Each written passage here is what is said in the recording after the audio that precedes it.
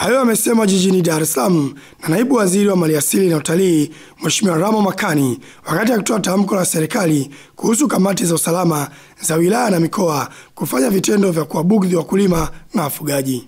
Kama ilivyoahidi bungeni na kama ilivyokwisha toa maelezo katika nyakati tofauti, serikali imekwisha unda kikosi kazi chenye wajumbe kutoka wizara 6 zinazohusika moja kwa moja na changamoto mbalimbali za ardhi kwa mazumuni mapana ya kufanya uchunguzi wa kina na kupitia sheria zote zinazohusika kabla ya kuishauri serikali kuhusu namna bora zaidi na endelevu ya kumaliza migogoro ya ardhi ikiwemo inayohusisha maeneo yaliyohifadhiwa.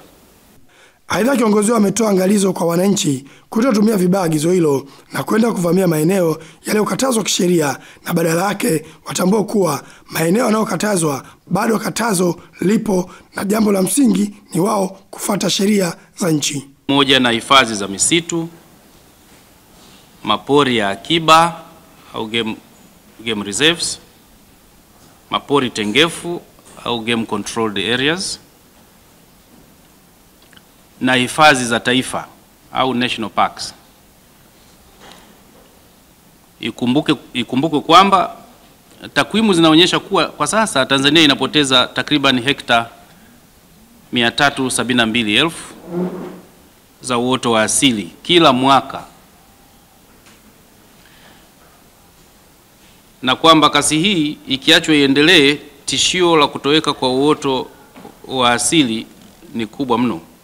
Baadhi ya wananchi wamepongeza agizo hilo na kusema kuwa litarudishia amani na imani kwa serikali. Mimi naungana na serikali, siwe nje na serikali.